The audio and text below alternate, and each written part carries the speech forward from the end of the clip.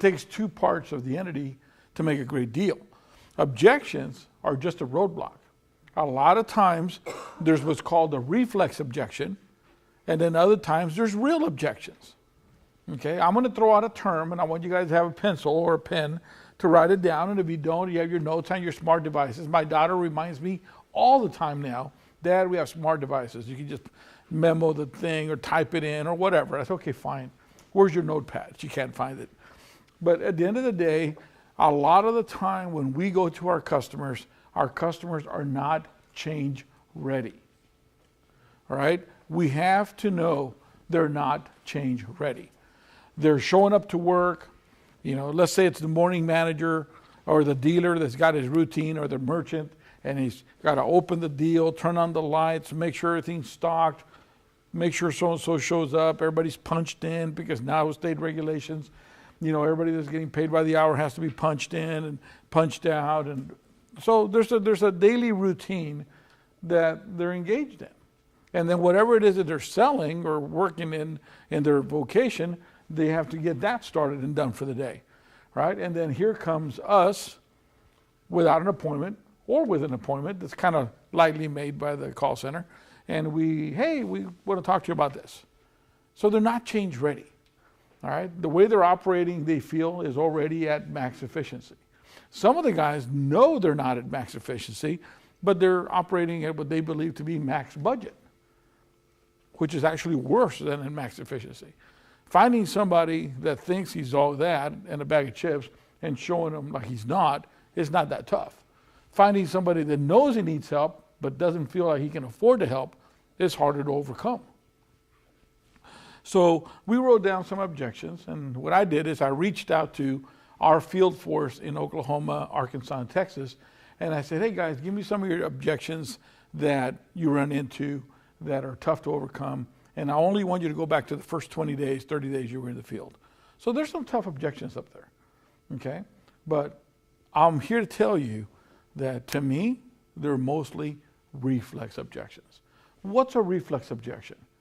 I go with my wife to the mall. I'm walking through Dillard's. A guy walks up to me. Sir, may I help you? I'm just looking. Okay?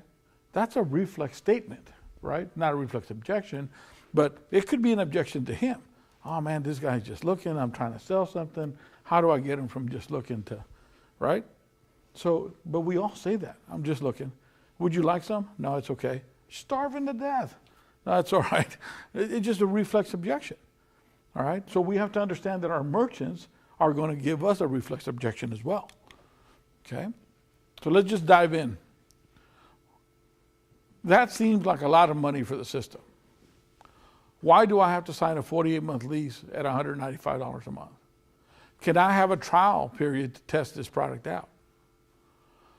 All right, that rate interest seems very high. I would hate doing that to my customers. Okay? Why must I personally guarantee the contract? Now, who in the room has actually presented this product and sold this product already? I know you have. I know you have. I know you have. I mean, this is legit questions, right? Right? Right, and I think I've heard all of those. Okay, let me tell you guys, legitimate, but I'm going to be very transparent with you. 90% of these objections are in this room. They're not with our vendor. See, we have a problem signing a 48-month lease. We have a problem asking somebody for $195 a month for the next 4 years on something that we haven't even seen for 48 months ourselves, right? We don't. Who in here has a business that does not take personal checks right now because you've been burned on personal checks? Very few of us.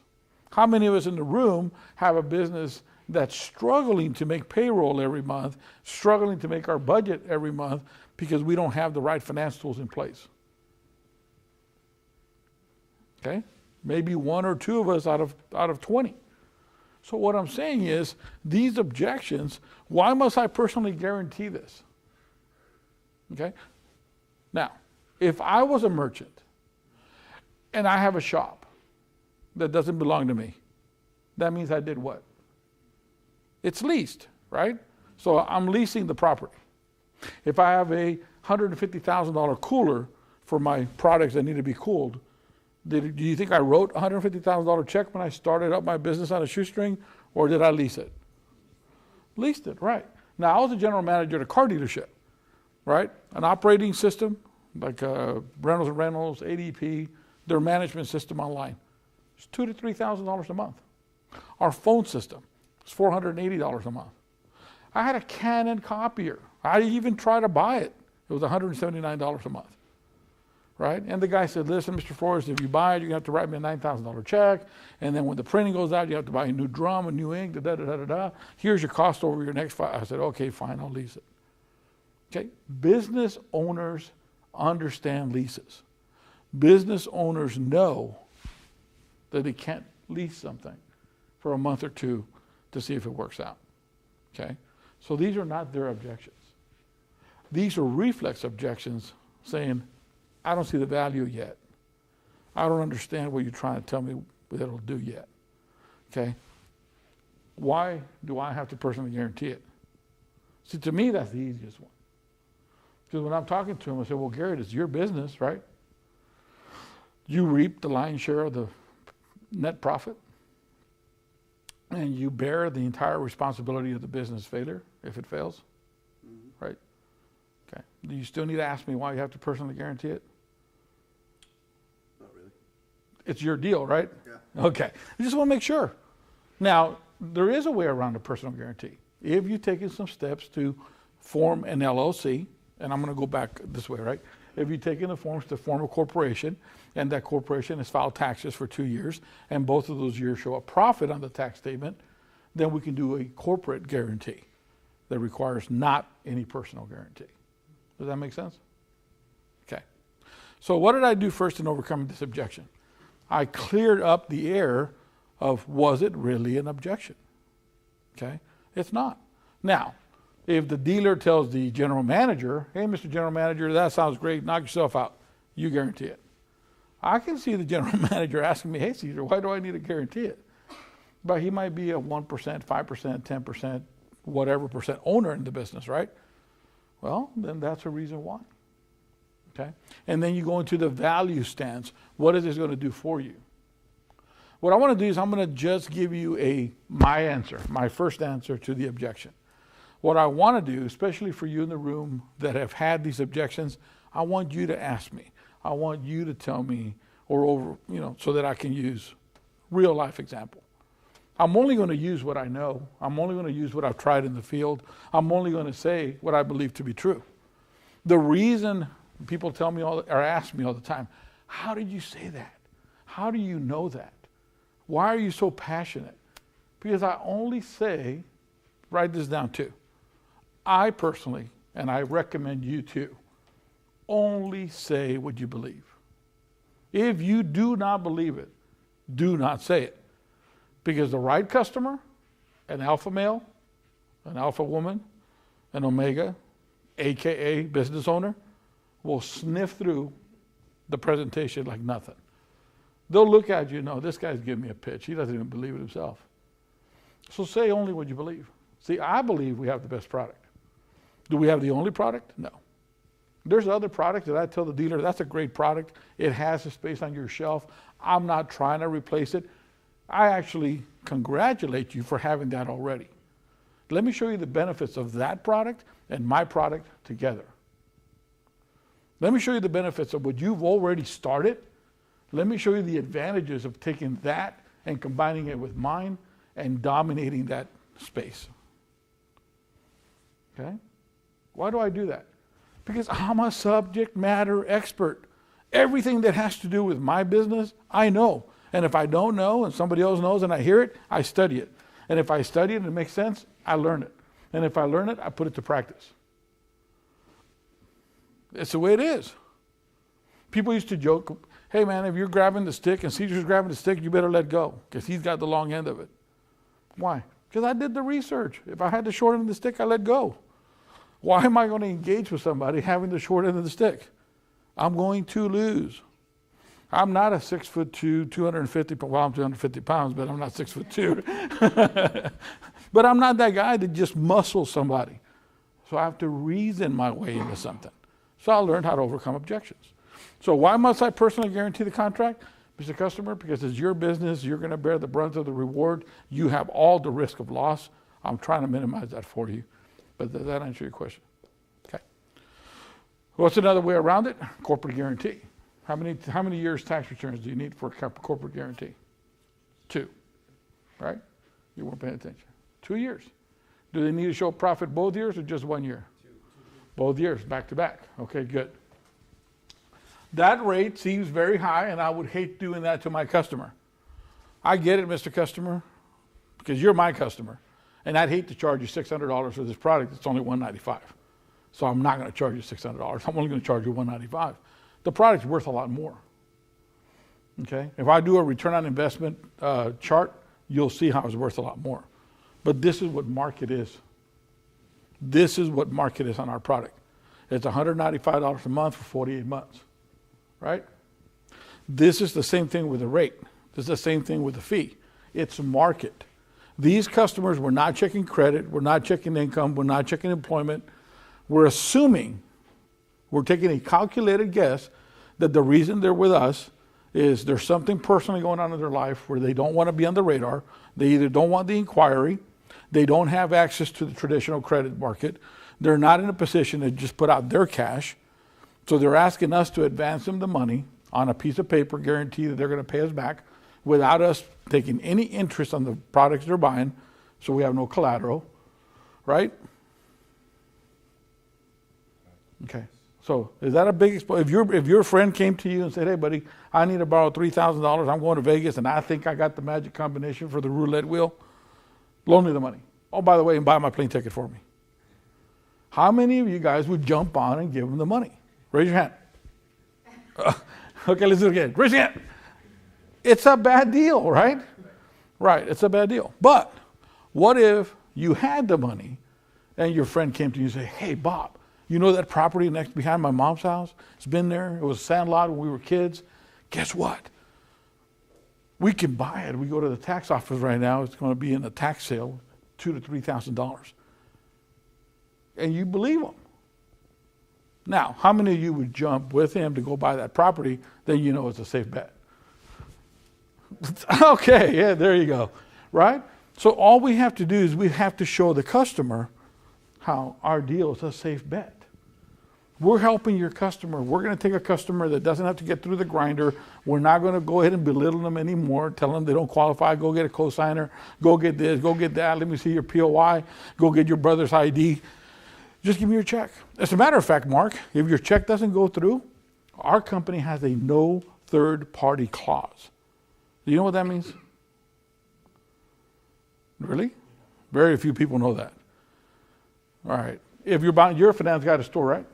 Sales manager. All right. Yes, So if I go buy a car and my credit doesn't go through, and I bring Mark, my buddy from work, to buy it, what does the Federal Trade Commission think that is? straw purchase. Whoa, third party purchase at the very least, right? Yep. Is it cool or is it against the law? It's the law. It's against the law. If I go buy a gun and I can't get approved for the gun through the background check, can you buy my gun for me? That's definitely against the law, right? Right, okay. Well, with us, we take a single check and turn it into an ACH schedule and advance the money. So the check writer is the one that gets the money advanced to them, to the merchant, right? They sign a security agreement.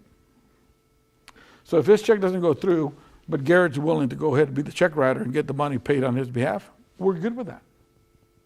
Some of our customers are located in areas of high Latino concentration, high ethnic concentration, where those cultures already generally are cool helping each other out, right? We're the one unique company that has that feature built into our deal.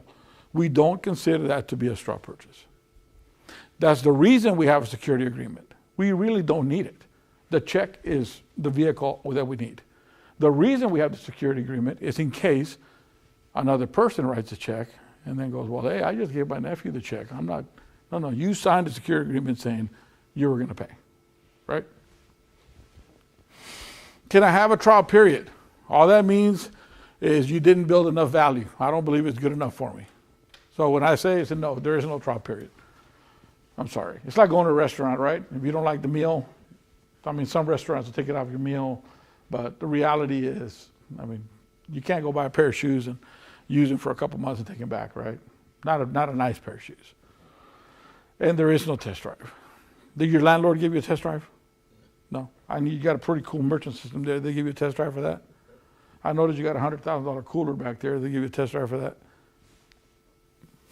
What's the real problem? You want to make sure you're getting a good deal, right? You want to make sure it works for you? Let's do this. Let's take a few minutes. Let's do a needs analysis. Let's look at what it's really going to cost you. Let's look at what it's really going to do for you. And if the value's not there, I'll come back at a different time when the value is there. I don't want to sell you something that won't help you. Okay? All right, so it's going to cost you this much per month, this many months per year, times this many years. That's $9,600. That's a big investment. I get it. Right? But here's what it'll do for you. You told me in our interview that you had 2 to 3 deals a month leave because you told them to go get certified funds, and by the time they went to get the certified funds, they didn't come back. You told me you make about $2,000 per transaction. So right there, you're losing $6,000 a month. Just in that. We're not covering cash advance yet. We're not covering bridge loans. We're not covering down payment assistance. We're just covering the check transaction. Okay? Okay. So now that we covered that, now let's talk about how many deals do you lose a month. You told me when I went through your dead box that there was 18 deals in there, and if I put $1,500 on each one of those deals, you would have saved at least 10, right? So that's another $20,000. Do you still want a free test drive? Okay. Just want to make sure, because I'm on your side, okay? I make money every time you use the machine. I'll make a little bit of money when you sell it, but my long-term money is on you using it long-term. So we're in this deal together, okay? All right. Why do I have to sign a 40-month lease contract for $85? You don't. You can write a $9,600 check, right? But it doesn't make any sense. It's a true lease. Mr. Customer, what I'm saying about a true lease, at the end of 48 months, you own it. It's done. And the other advantage of a true lease, that it's performance-based. More importantly, though, you can write it off against your taxes. And I don't mean as a depreciation. If at the end of the year, your tax liability is $7,400, and you paid $2,400 for this, what is your tax liability? $5,000. You can take this dollar for dollar off your tax liability and let Uncle Sam pay for it. Okay? So that seems like a lot of money for the system. Now that we've covered a few benefits, does it still sound like a lot of money for the system? No. The only question now is how do we get started, right? I got the paperwork. I just need a little bit of help from you. Here's what I'm going to do. I'm going to sit here, and with a copy of your business license, a copy of your driver's license, and a copy of your business card, I'm going to fill out 90% of the paperwork. While I'm doing that, I need you to get me a summary page of your bank statement. I need you to get me your business start date. I need you to give me a voided check, and I'll put this together for you right now. Get you started. How's that sound, Gary? Let's do it. Let's do it? All right, let's go.